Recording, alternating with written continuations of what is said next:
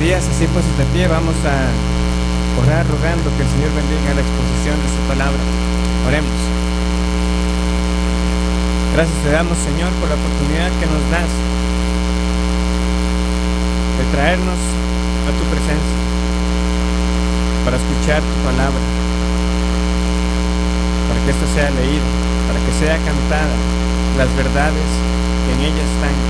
Pero ahora suplicamos en este momento que va a ser predicado, para que con el poder del Espíritu Santo haya fruto en la vida de los creyentes, haya arrepentimiento en los pecadores que no se han arrepentido de sus pecados, y que tú me guardes, Señor, de apartarme, sino que con fidelidad, con claridad, pueda exponer el texto que hoy estudiaremos. Que tú seas exaltado, que Jesucristo sea proclamado. Y esto lo suplicamos para el bien de tu pueblo y confiados solamente en la obra mediadora de nuestro Señor Jesús. Amén. ¿Pueden tomar asiento?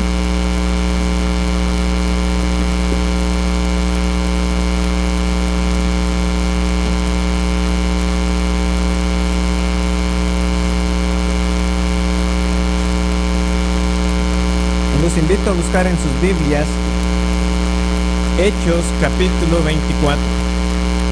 Hechos capítulo 24.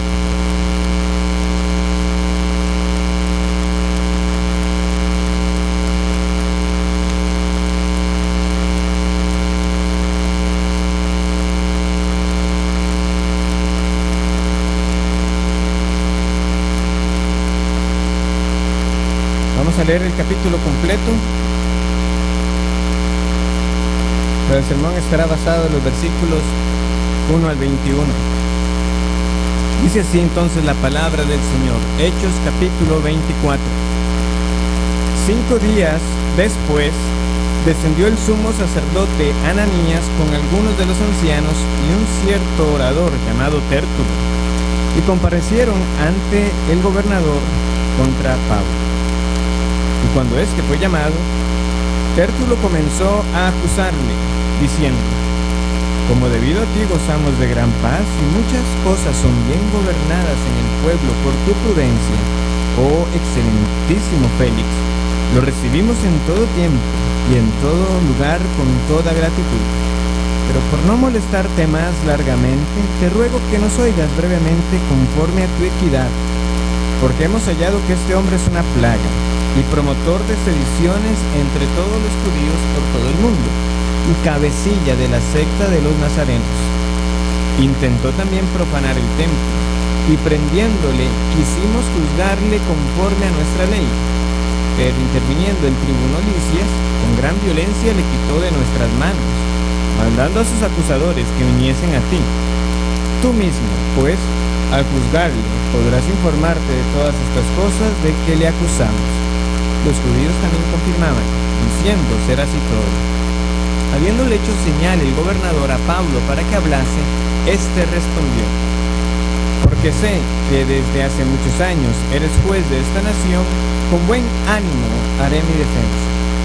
Como tú puedes cerciorarte, no hace más de 12 días que subí a adorar a Jerusalén, y no me hallaron disputando con ninguno, ni amotinando a la multitud, ni en el templo, ni en las sinagogas, ni en la ciudad, ni te pueden probar las cosas de que ahora me acusan. Pero esto te confieso, que según el camino que ellos llaman herejía, así sirvo al Dios de mis padres, creyendo todas las cosas que en la ley y en los profetas están escritas, teniendo esperanza en Dios, la cual ellos también abrigan, de que ha de haber resurrección de los muertos, así de justos como de injustos. Y por esto procuro tener siempre una conciencia sin ofensa ante Dios y ante los hombres. Pero pasados algunos años, vine a hacer limosnas a mi nación y presentar ofrendas. Estaba en ello cuando unos judíos de Asia me hallaron purificado en el templo, no con multitud ni con alboroto. Ellos debieran comparecer ante ti y acusarme, si contra mí tienen algo. O digan estos mismos si hallaron en mí alguna cosa mal hecha cuando comparecí ante el concilio, a no ser que estando entre ellos prorrumpí en alta voz acerca de la resurrección de los muertos, soy juzgado hoy por vosotros. Entonces Félix, oídas estas cosas, estando bien informado de este camino, les aplazó, diciendo: cuando descendiere el tribuno Lisias, acabaré de conocer vuestro asunto. Y mandó al centurión que se custodiase a Pablo, pero que se le concediese alguna libertad, y que no impidiese a ninguno de los suyos servirle o venir a él. Algunos días después, viniendo Félix con Drusila su mujer, que era judía, llamó a Pablo y le oyó acerca de la fe en Jesucristo. Pero al disertar Pablo acerca de la justicia, del dominio propio y del juicio venidero, Félix se espantó y dijo: ahora vete, pero cuando tenga oportunidad te llamaré. Esperaba también con esto que Pablo le diera dinero para que lo soltase, por lo cual muchas veces lo hacía venir y hablaba con él. Pero al cabo de 2 años recibió Félix por sucesor a Porcio Festo, y queriendo Félix congraciarse con los judíos, dejó preso a Pablo.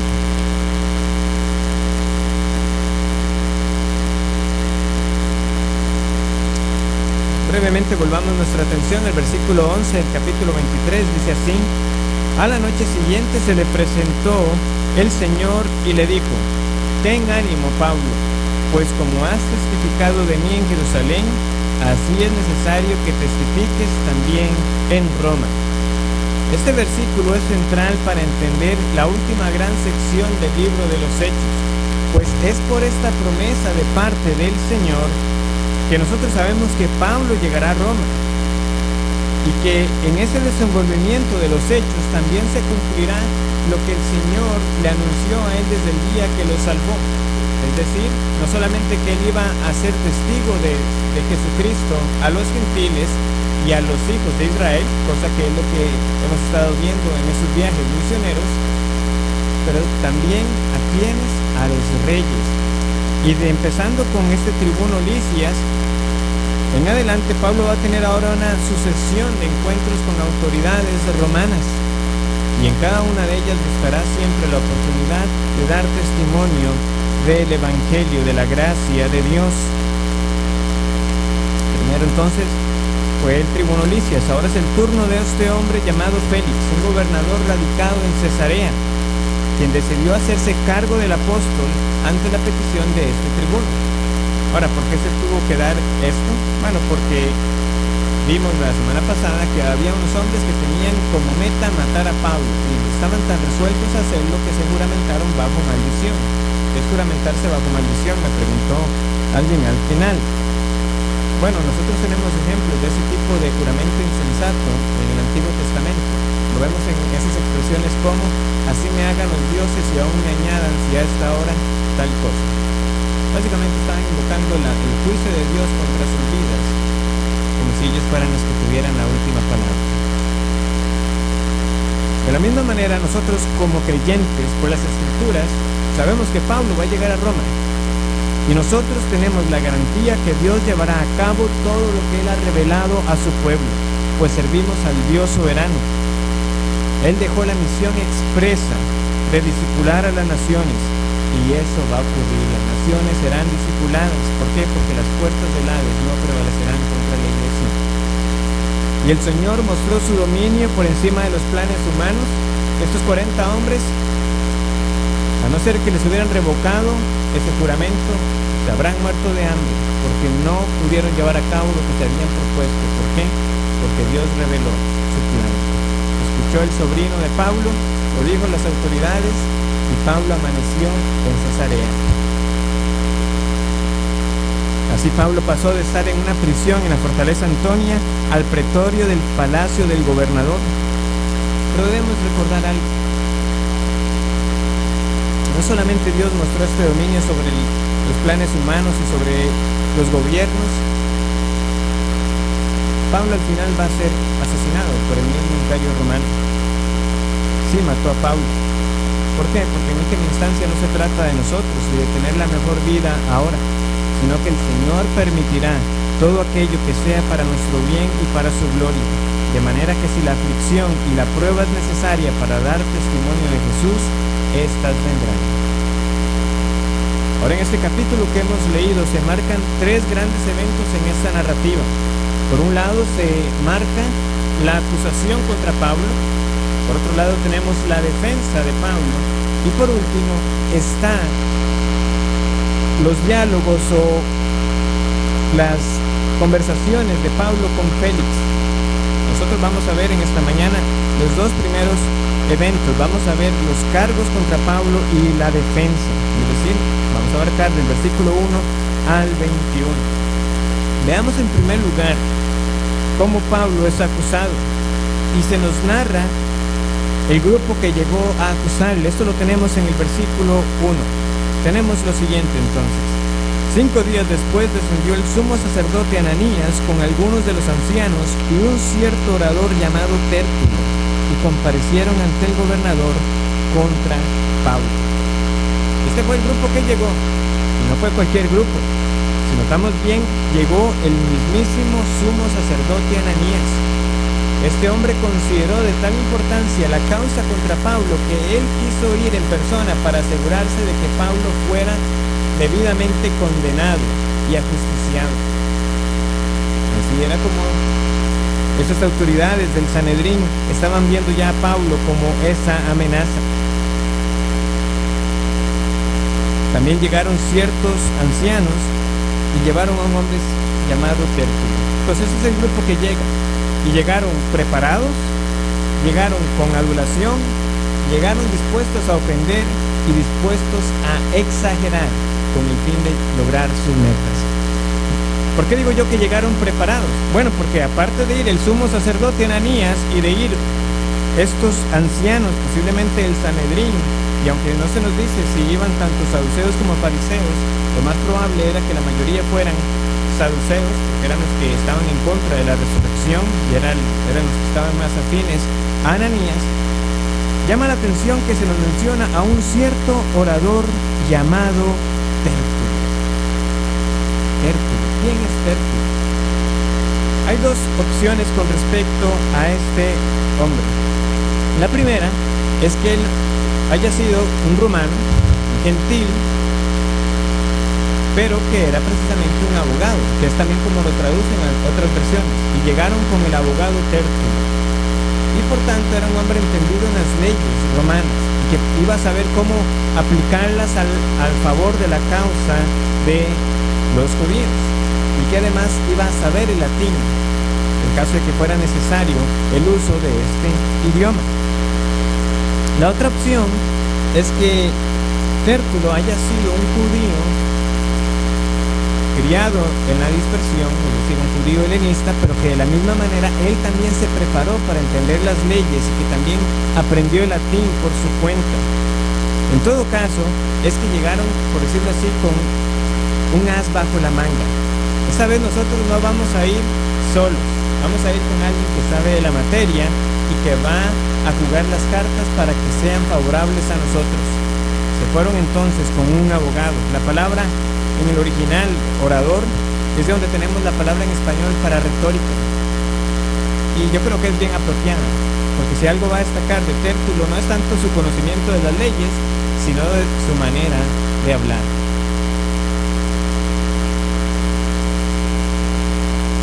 Porque no sabemos nada más acerca de su origen, aparte de que su nombre Tértulo también se puede llamar tercio o tercero. Veamos entonces cómo inicia este grupo que llevaron a Tértulo para acusar a Pablo. Este hombre inicia primeramente con la adulación. Esto va de los versículos 2 al 4. Y cuando este fue llamado, Tértulo comenzó a acusarle diciendo: como debido a ti gozamos de gran paz y muchas cosas son bien gobernadas en el pueblo por tu prudencia, oh excelentísimo Félix, lo recibimos en todo tiempo y en todo lugar con toda gratitud. Pero por no molestarte más largamente, te ruego que nos oigas brevemente conforme a tu equidad. El discurso de Tértulo inicia con un halago que dura 3 versículos. para entender un poco más, Félix, antes de ascender a los puestos de gobierno, fue un esclavo. Un hecho insólito, de hecho, en el Imperio Romano, que un esclavo pudiera escalar hasta llegar a ser un gobernante.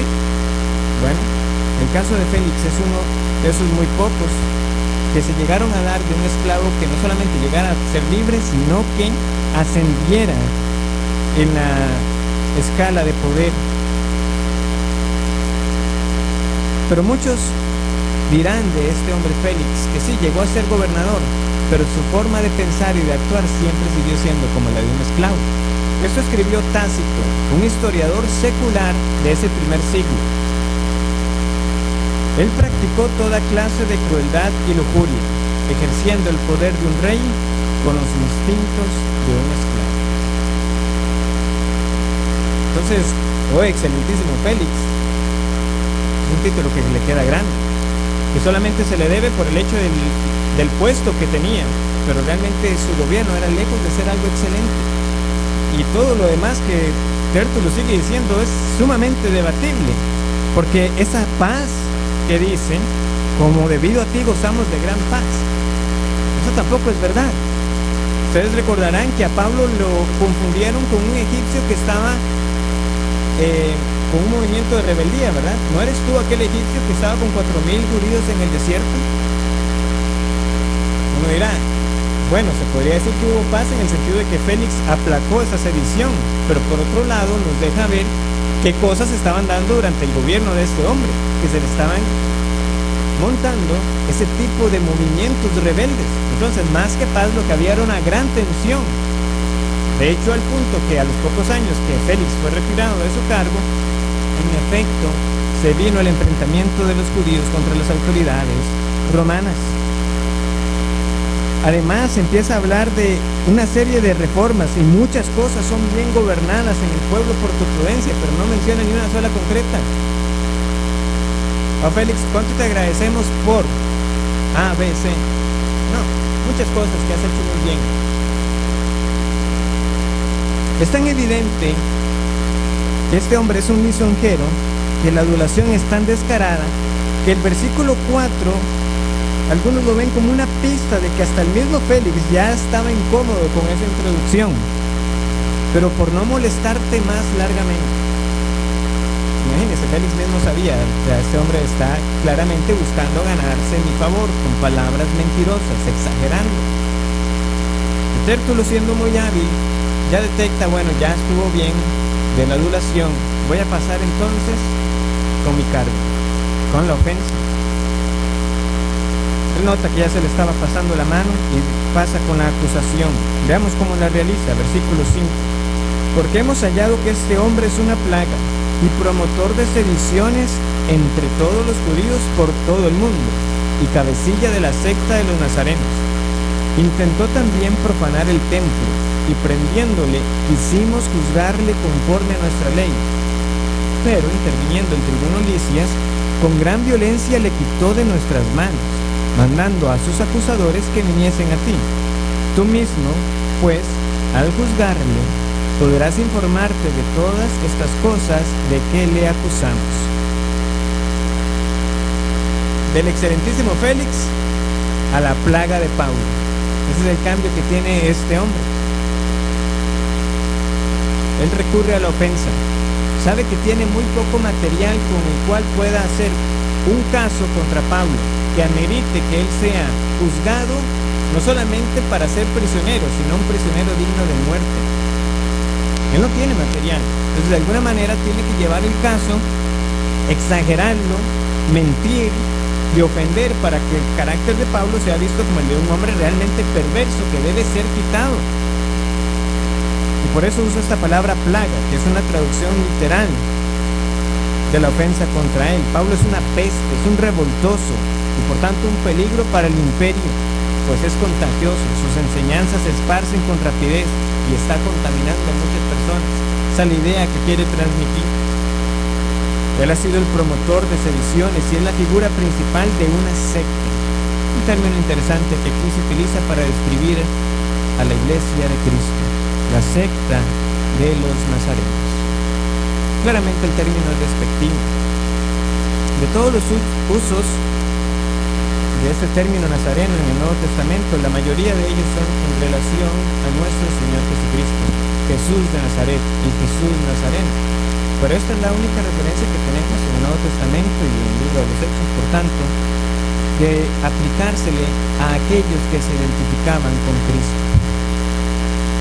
Ellos son los nazarenos. Nazaret era una ciudad insignificante. Por tanto, cada vez que los enemigos se referían a Jesús como Jesús de Nazaret, era un término despectivo. Era menospreciando al Señor Jesucristo. Y aquí va en este mismo sentido. Ellos son de una secta de los nazarenos, insignificantes, no valen la pena. Y al llamarles esa secta, cosa que era un término que en parte podía ser común porque los mismos fariseos eran una secta entre los judíos igual que los saduceos, la intención de Tértulo es decir, ellos son una secta pero no son de los judíos, ellos no pertenecen a nosotros. Y recordemos, el judaísmo sí gozaba con todos los derechos de una religión reconocida por el Imperio Romano. De hecho, hasta excepciones les habían sido concedidas por parte del Imperio Romano.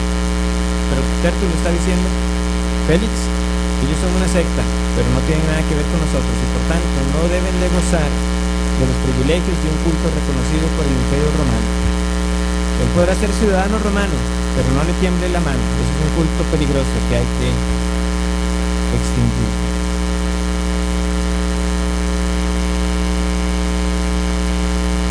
Por el testimonio de Pablo sabemos que Jesús lo usó de sí mismo cuando se le apareció en el camino. Yo soy Jesús de Nazaret. En resumen, para los de afuera era un insulto por esta misma insignificancia, irrelevancia que representaba a Nazaret, pero los cristianos no tuvieron problema en identificarse con el que era menospreciado por los demás. Y esto se aplica para nosotros de manera muy relevante, puesto que cada día crece más hacer de que se lindo una caricatura como algo anacrónicos, que ya ustedes están obsoletos, ustedes ya no tienen lugar en la vida moderna, están desfasados, ustedes promueven el odio, la ignorancia, ustedes prohíben pensar, le huyen a lo que es diferente. Todo ese tipo de calificativos es lo que se está utilizando para cada vez que se menciona la palabra cristianismo. Y lamentablemente muchos que dicen ser cristianos han cedido cuando esas etiquetas son utilizadas y han buscado elaborar un cristianismo distinto, diluido, que no ofenda. Y quienes lo promueven insisten en seguir diciendo que eso es cristianismo. Pero la verdad es,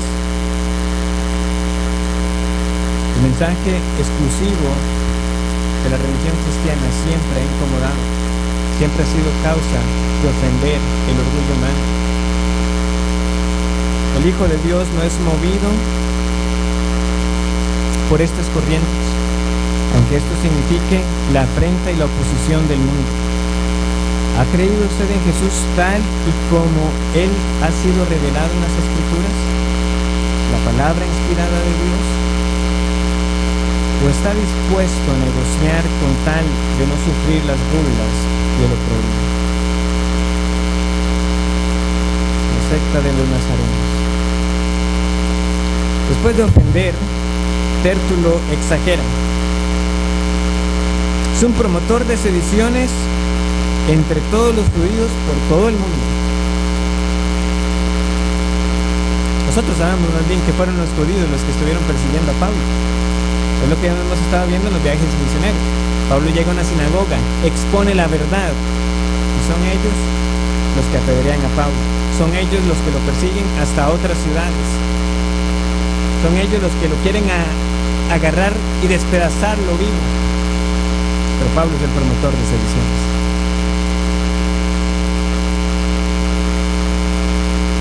Tértulo no ha ofrecido ni una sola acción concreta. Dice de Pablo que es un promotor de sediciones, pero no puede mencionar ni una sola. Este hombre es promotor de sediciones tal como lo hubiera hecho y hubieran podido mencionar una ciudad, pero no tenían nada que mencionar. Al final también dice que Pablo intentó profanar el templo. Pero como él mismo reconoce en lo que está diciendo, ellos lo prendieron antes de que Pablo profanara el templo. Es decir, al final están pidiendo la sentencia de muerte cuando el cargo más grave que tienen es un intento de profanación. Pero que ese intento era suficiente para matarlo, según las leyes de los judíos, pero que no lo pudieron hacer por la intervención de Lisias. Una intervención que además la describe él que fue hecha con gran violencia. Muy conveniente, ¿verdad? Porque está omitiendo el hecho de que era que había una turba enfurecida que estaba a punto de matar a Pablo, y que si el tribuno Lisias no hubiera intervenido de esa manera, en efecto lo hubieran matado.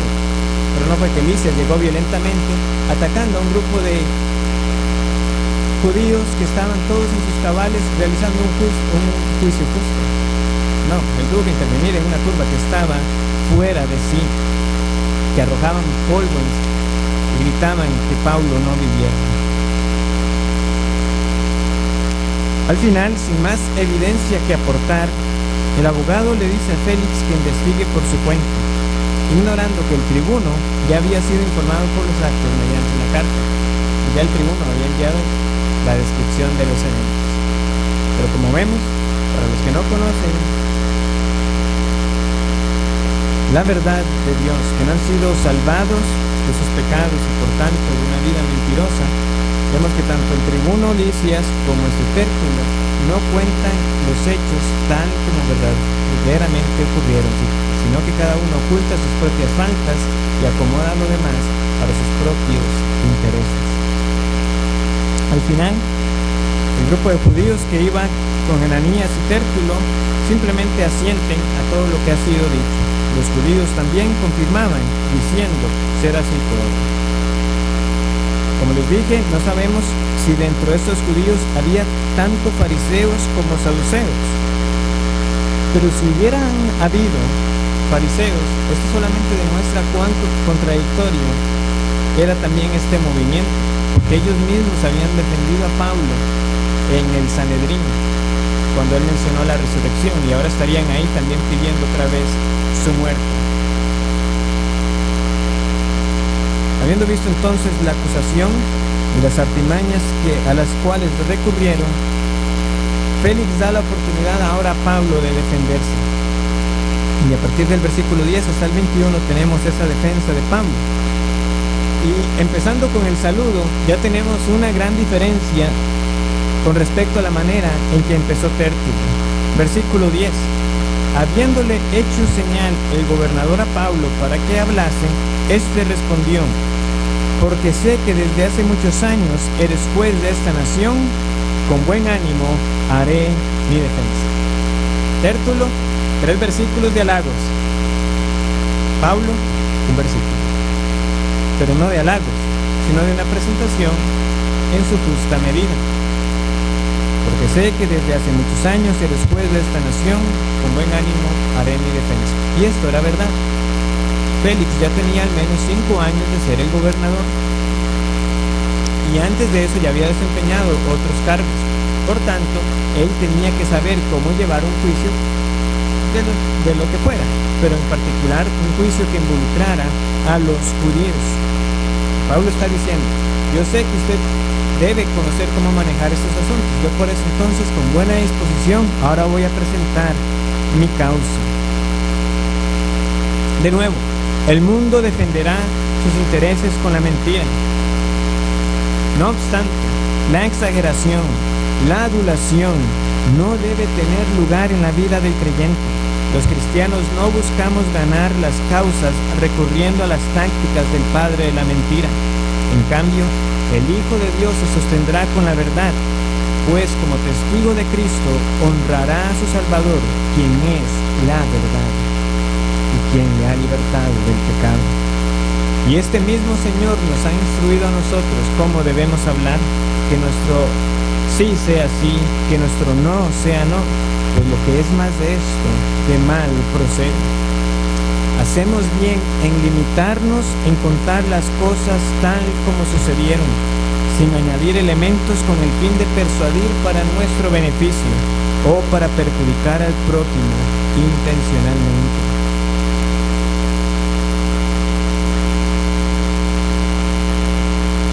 Entonces veamos el argumento de Pablo. versículos 11 al 13. Como tú puedes cerciorarte, no hace más de 12 días que subí a adorar a Jerusalén, y no me hallaron disputando con ninguno, ni amotinando a la multitud, ni en el templo, ni en las sinagogas, ni en la ciudad, ni te pueden probar las cosas de que ahora me acusan. De una manera similar, Pablo está descargando la responsabilidad sobre Félix. Félix, indague bien. Y si usted indaga bien, se va a dar cuenta que ellos están mintiendo. Y él pone una fecha a los eventos. Él dice que no hace más de 12 días que subí a adorar a Jerusalén. Hay dos alternativas para entender esta referencia que Pablo hace. Una es que son 12 días desde el día que él llegó a Jerusalén, o que hace 12 días fue su arresto. Uno puede acomodar los días para que sea desde el día que Pablo llegó a Jerusalén, ¿verdad? El día primero, el día que llegó; el día segundo, el día que habló con Jacobo. Después de ahí pasó una semana para la purificación. Entonces ahí vamos a las 7-9. Ese día él es arrestado, pasa una noche, al día siguiente lo llevan al concilio o al Sanedrín, es el día 10, el día 11 amanece en Cesarea, y el día 12 es el de este juicio. No obstante, aunque la suma nos puede salir así, es un poco complicado con respecto a la fecha que también inicia el capítulo 24, es decir, que 5 días después descendió el sumo sacerdote Ananías. ¿Y 5 días después de qué? La referencia no está clara, pero el contexto más cercano parece decir que son 5 días después de que Pablo fue llevado a Cesarea. Por lo que posiblemente esos 12 días no se refieran al día en que Pablo llegó a Jerusalén, sino al día de su arresto. Pero en todo caso, lo que Pablo está diciendo es: Félix, yo tengo muy poco tiempo aquí. Y en ese tiempo que yo estaba en Jerusalén, no es posible que se me acuse de todo esto. Yo vine con otras intenciones a Jerusalén. El propósito de mi viaje fue otro. Yo vine a adorar a Jerusalén. Y en eso era lo que yo estaba cuando me arrestaron.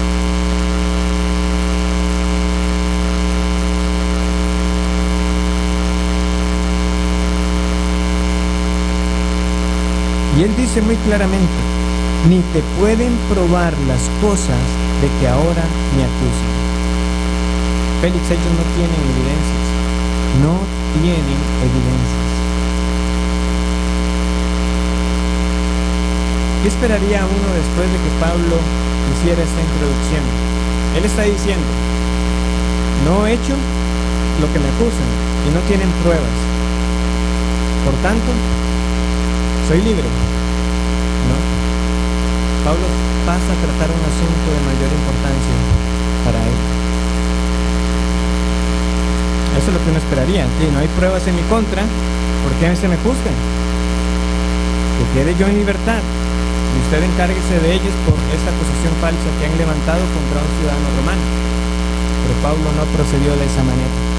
En el fondo, había una verdad que Pablo estaba siempre con ese anhelo de presentar, y no está usando el tiempo para rogar por su libertad, porque él sabe que el Señor, si así lo quisiera, ya estaría fuera de todos estos litigios, porque ya ha mostrado su cuidado en todo momento.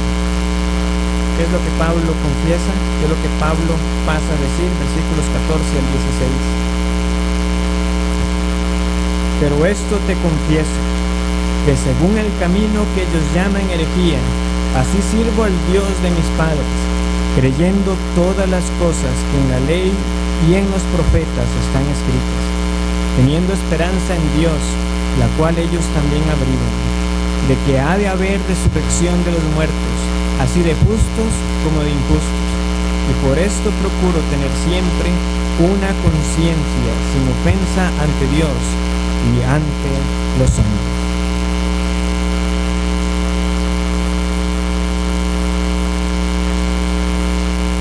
Pero esto te confieso. Félix, yo no tengo ningún problema en reconocer lo que ellos están diciendo en este sentido. Yo soy cristiano. Que según el camino que ellos llaman herejía, yo soy de la secta de los nazarenos. No me avergüenzo de ellos. y lo reconozco públicamente, ellos como testigos, usted también, y cualquier otra autoridad que lo sepa. Yo soy del camino, yo soy de la secta de los nazarenos. Para ellos somos una secta, pero para los que creemos, Jesucristo es el camino. Solo Él lleva al Padre, solo en Él hay vida eterna, solo Él es la salvación. Para los que no creen es piedra de tropiezo, pero como escribe Pedro, pero para los que creemos, Él es precioso. ¿Es esa nuestra convicción? Que aunque todo el mundo le negare, yo seguiré a Cristo, que yo soy su posesión y Él es ahora mi tesoro más preciado. Que si fuéramos confrontados por el Señor como Él lo hizo con sus discípulos, que nuestra respuesta sea como la de Pedro. ¿Queréis acaso iros también vosotros? Le respondió Simón Pedro, Señor, ¿a quién iremos? Tú tienes palabras de vida eterna, y nosotros hemos creído y conocemos que tú eres el Cristo, el Hijo del Dios viviente. Juan 6, 67 al 69.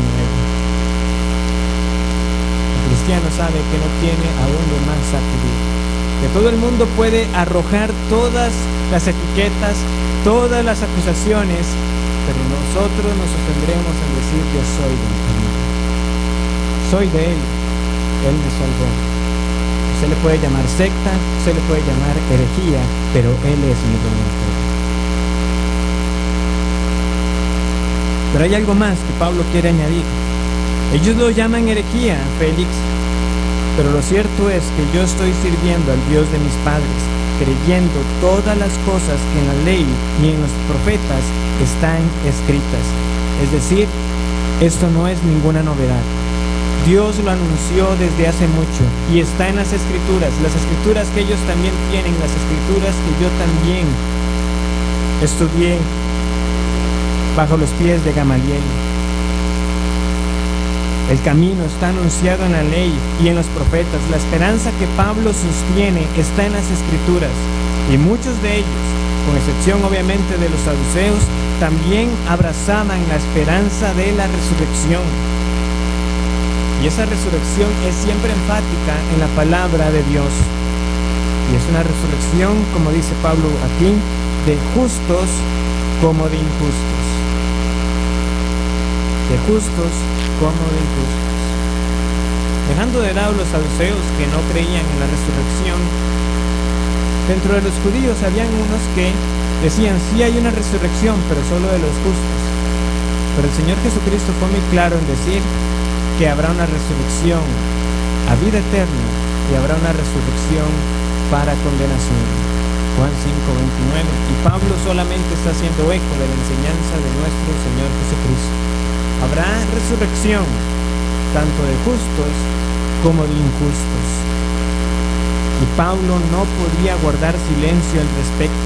Por eso es que él dice que procuraba tener esa conciencia limpia, porque guardar silencio con respecto a la verdad del Evangelio y con respecto a la realidad de que todos un día serán resucitados, pero unos a resurrección de vida y otros a resurrección de condenación, él no podía callarlo, sería ir contra su conciencia. Y en ese sentido era preferible siempre seguir ofendiendo a los hombres con la verdad de la Biblia que ofender a Dios. Si yo callara, estaría ofendiendo a Dios, porque Él me ha mostrado la verdad y yo debo anunciarla. Y eso es lo que todos los que creemos tuvimos que entender cuando la venda fue quitada de nuestros ojos, que nuestros pecados han ofendido al Dios Santo.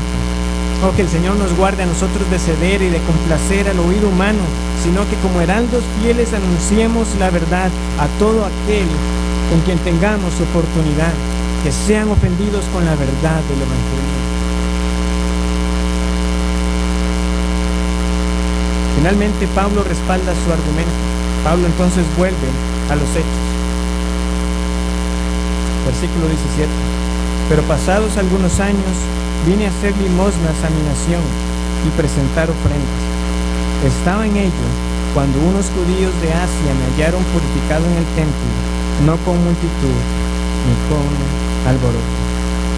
Félix, todavía más, le aclaro, Yo vine a adorar a Jerusalén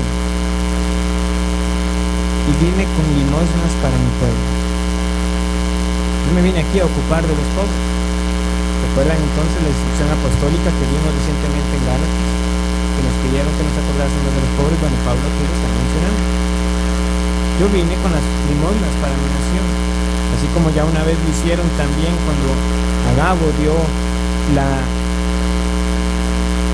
profecía respecto a la hambruna que iba a llegar a Jerusalén. Yo vine a adorar a Dios, a dar ayudas a los pobres y a presentar ofrenda. Y no solamente eso, sino que Pablo había pagado para que otros 4 hombres pudieran cumplir también los votos que habían hecho. La evidencia que los acusadores no pudieron presentar, Pablo la tenía a su favor. Se puede ir y preguntar y verá quiénes recibieron la ayuda que yo traje. Se verá a quiénes pagué los gastos para que pudieran purificarse. Ellos no tienen pruebas, yo sí las tengo. Pero de nuevo, no hay ni una sola petición para quedar en libertad. Solamente presentar la verdad de los hechos tal como ocurrieron.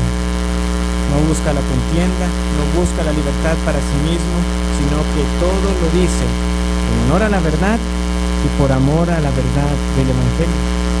Y finalmente, entonces, habiendo presentado las pruebas,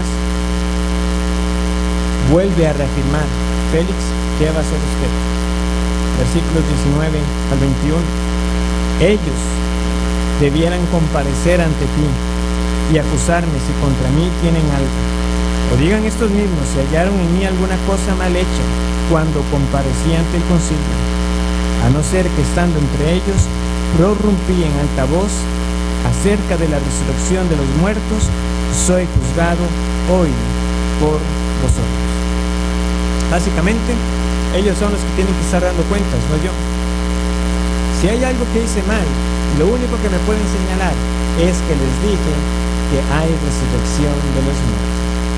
Si de algo soy culpable, es de anunciar la verdad. El gobernador entonces tenía que decidir si iba a seguir adelante con el proceso cuando ninguna ley romana había sido quebrantada y que realmente el tema que ha llevado a todo eso es un tema espiritual, es un tema concerniente a la religión. ¿Qué va a hacer Félix? ¿Qué va a hacer Félix en cuanto a la acusación contra Pablo? ¿Y qué va a hacer Félix en cuanto a la verdad del Evangelio que Pablo está exponiendo? Eso lo veremos cuando estudiemos su reacción. Por ahora, habiendo expuesto estos 21 versículos, los momentos más destacados de la narración, quiero que consideremos lo siguiente como aplicaciones. Primero, Pablo hace una afirmación interesante en el versículo 14. Él dice: así sirvo al Dios de mis padres, creyendo todas las cosas que en la ley y en los profetas están escritos, teniendo esperanza en Dios, la cual ellos también abrigan. La afirmación de Pablo al decir que él sirve al Dios de sus padres podría llevar a alguno a pensar que esto es una prueba de que al final de cuentas, no importa la religión, todos adoran al mismo Dios. Pablo está diciendo, el Dios que él sirve es el mismo que sirven los judíos. Pero al final el Dios de los cristianos es el mismo Dios de los judíos. Es un pensamiento que persuade a muchos. De nuevo, hasta muchos que se consideran a sí mismos cristianos, como una manera de hacer el cristianismo más sencillo de digerir, evitando la exclusividad que tanto choca con el orgullo humano. No solo en Jesús, hay otras maneras de poder llegar al Padre. Pero este pasaje no permite llegar a tal conclusión, pues en el momento que Pablo está diciendo esto, es cierto en cuanto a que el mismo Dios por quien la ley y los profetas hablaron es el Dios que envió al Hijo. Pero los judíos, luego de rechazar al Mesías prometido, ya no servían a Dios. Pablo sí puede decir que él seguía sirviendo al mismo Dios que se había revelado por medio de las Escrituras, pero los judíos ya no podían decir lo que ellos estaban sirviendo a Dios. para servir verdaderamente a Dios, tenían que recibir a aquel que Él envió, a Jesús. Ellos podían abrigar la esperanza de la resurrección, pero no podían tener la garantía de la resurrección a vida eterna. ¿Por qué? Porque estaban negando al Santo de Dios, porque estaban negando a aquel quien cumplía el Salmo 16, no dejarás que tu santo vea corrupción. Eso fue lo que Pedro predicó en Hechos capítulo 2. Es el cumplimiento. Por eso es que tenemos esperanza, no solamente de que hay vida después de la muerte, sino que seremos resucitados con un cuerpo glorificado. ¿Por qué? Porque Dios lo hizo con su Hijo Jesucristo. Solo un camino. Todo lo demás lleva a la perdición. No sea engañado por las diversas corrientes que quieren mostrar que hay muchas maneras y que el cristianismo es una de ellas. Es sencillo. O Jesús es el Mesías o Jesús no es el Mesías. Ambas afirmaciones no pueden ser verdad a la vez. Si Jesús no es el Mesías, entonces los que adoramos a Jesús como el Hijo de Dios seríamos testigos falsos e idólatras, porque estaríamos adorando como Hijo de Dios al que no lo es. Pero si Jesús es el Mesías, entonces la responsabilidad está del lado de aquellos que, como los judíos en los días de Pablo, lo rechazan. Usted recibe a Jesucristo tal como se revela en las Escrituras, el único camino, el verdadero Hijo de Dios. Uno lo recibe. Menos de eso no es creer en Jesús, es rechazarlo. Por eso soy enfático una vez más en esta resurrección de justos e injustos que Pablo señala aquí. Leía recientemente la cantidad de categorías que ahora se tiene para definir el género. Antes hubiera sido sencillo para alguien responder, soy hombre o mujer. Ahora hay más de 50 categorías, estaba leyendo, para poder identificarlo. ¿Usted qué es? La Biblia mantiene separaciones tan sencillas que incomodan la conciencia. Y por eso en nuestro pecado buscamos alejarnos de ellas. Es sencillo. Usted está en uno de dos grupos. O está en el grupo de los justos, o está en el grupo de los injustos.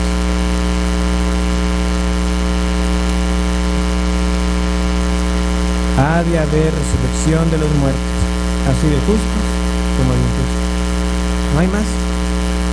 No hay más categorías. No hay más posibilidades. Pero ¿quiénes son estos justos y quiénes son estos injustos? De nacimiento todos pertenecemos a los injustos, porque todos nosotros nacemos corruptos por el pecado y ante la revelación de Dios, con injusticia detenemos la verdad de Dios. Contrario a los errores populares acerca de la fe cristiana, usted no puede pasarse de injusto a justo por mucho que se esfuerce. Por mucho que ante sus ojos usted esté haciendo el bien, pues Dios no es impresionado por nuestras obras, como si éstas lo obligaran a Él a tener que mostrar algún favor. Aunque usted está en el grupo de los injustos, pero ha hecho muy buenas obras en su vida, es momento de recompensarle con la resurrección de los justos. Eso no es el cristianismo. Eso no es el mensaje que aquí es proclamado.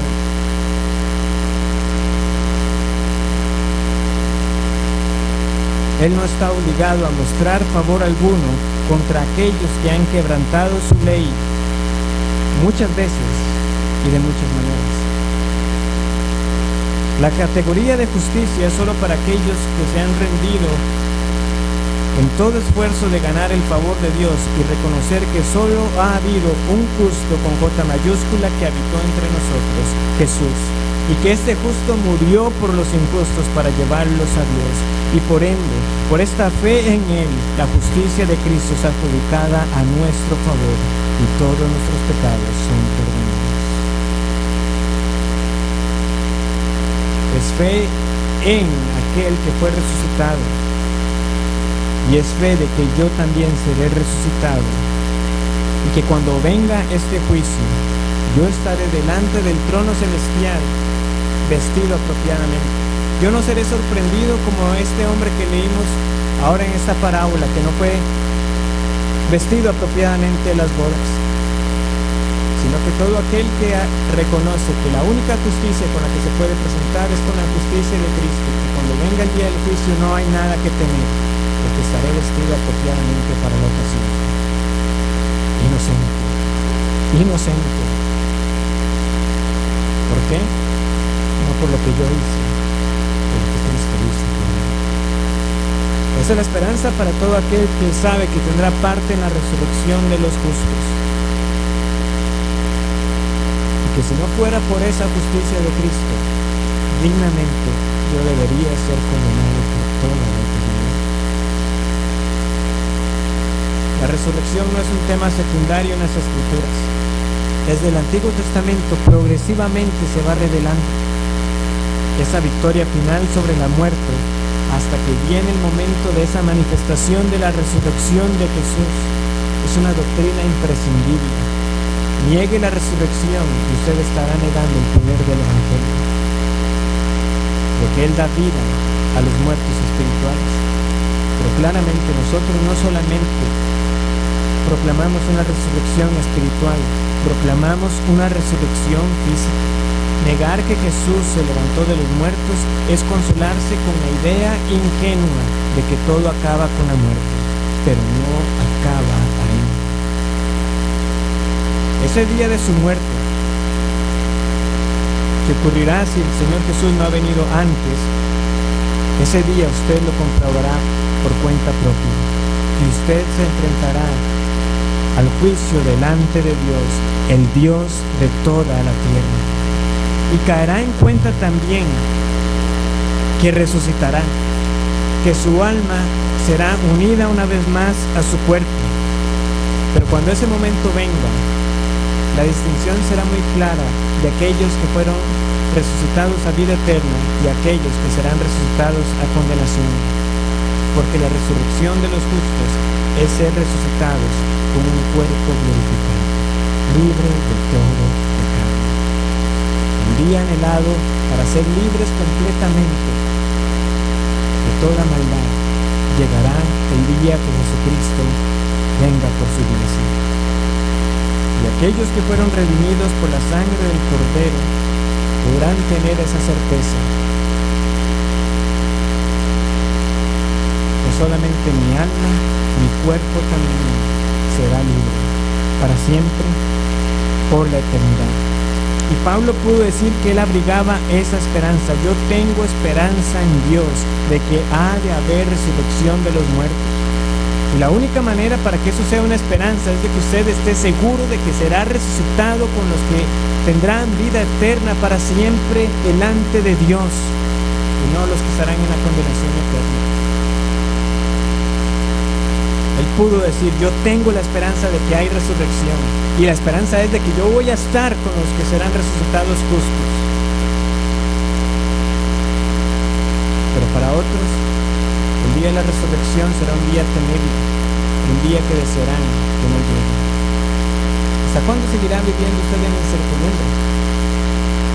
Si yo muriera, cuando venga el día de la resurrección, ¿dónde estaré? ¿Hasta cuándo estará usted temeroso del juicio venidero? Esta es la gran diferencia.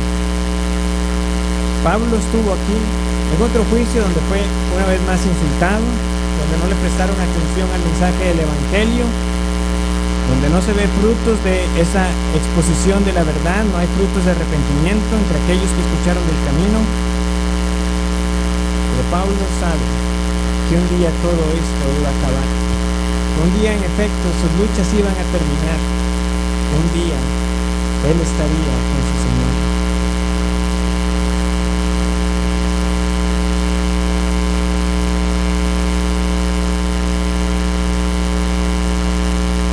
Hay resurrección.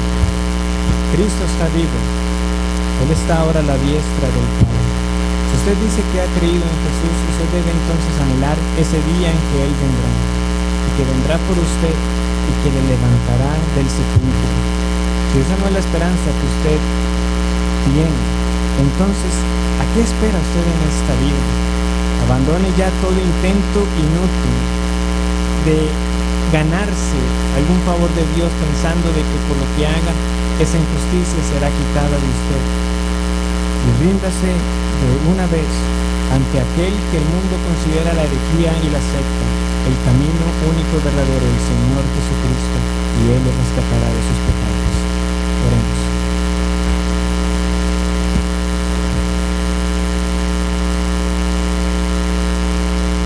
Gracias te damos, Señor, porque hemos sido expuestos una vez más a tu palabra.